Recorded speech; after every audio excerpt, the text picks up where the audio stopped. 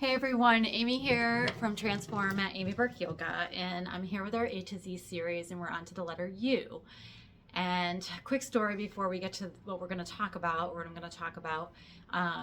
Maybe a week or so ago, I was out for a drive, and we were driving along, and then we stopped somewhere it was near a river, and the river was super calm. It was just like nothing was moving. It looked like it was completely still, which is kind of interesting for a river, right? But then it got me thinking, I'm like, even though it's still in the top, like, what does the undercurrent look like? Like, what does that underneath energy look like? Calm on the surface, turmoil on the underneath. Like, where does that even happen, right? And so then it got me thinking about undercurrent, which came to our letter for you, undercurrent. And the thing is that we all have an undercurrent.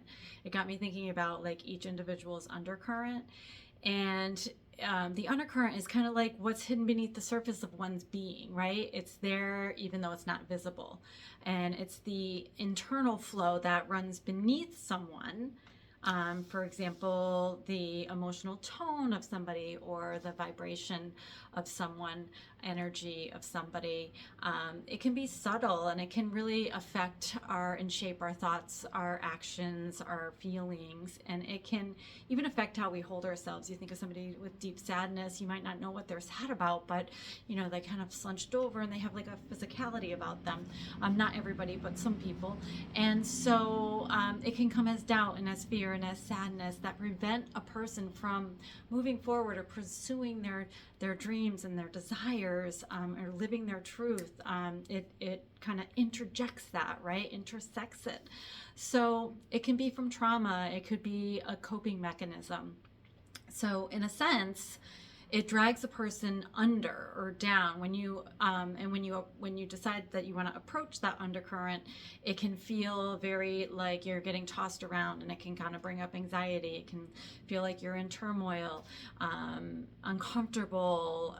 It can be painful, like you're being thrown from rock to rock, like a river's undercurrent, and it can feel like you're reliving an experience that was traumatic.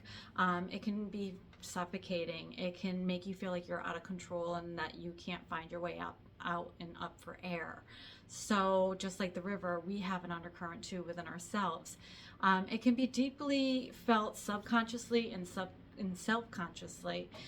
It can be that narrative that a person kind of holds internally that affects how one lives, really.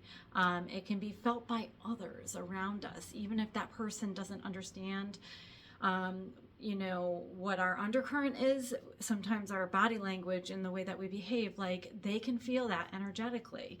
For example, and they might not know what's going on inside. An example of like an undercurrent in somebody would be like somebody who's like always funny all the time, always laughing, keeping things light, not being too serious, where they might have some deep sadness underneath. Some people refer to the undercurrent as like the shadow side. Or somebody that's like always driven and always upbeat and always successful and always going forward. Well, they may have this undercurrent actually that's driven from fear or not being good enough. So they have to continuously work. With all that being said, it's hard to dive into the undercurrent. It's scary. It can feel like a struggle to survive. So many times people just want to stay up at the nice calm surface, not go to that undercurrent, because why? Like, why would you want to go into the turmoil of the undercurrent, right? Like, why would you want to do that? Because that is where the healing happens. That's where a person, can navigate and move past the deep-rooted beliefs and limiting thought processes.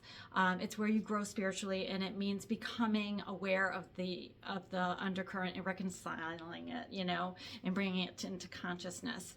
And so ask yourself, what is your undercurrent? What patterns continue to cycle in your life, such as with work and relationship and health goals, or within yourself, and what emotions are always underlying in the background? Now, I'm no licensed therapist, so I will keep it general, but start to acknowledge your undercurrent. Starting to acknowledge your undercurrent is a big step in the healing process. So begin to write it down and reset your nervous system. Yoga, meditation, talk therapy, art therapy, find a good therapist, connecting with nature, all sorts of surrounding yourself with people who support you, and other healing modalities. But once you tap into that undercurrent, you can really start to heal from the inside out. I hope this helps, and hope you have a great day. I'll be on to the next letter whenever I get there. Bye.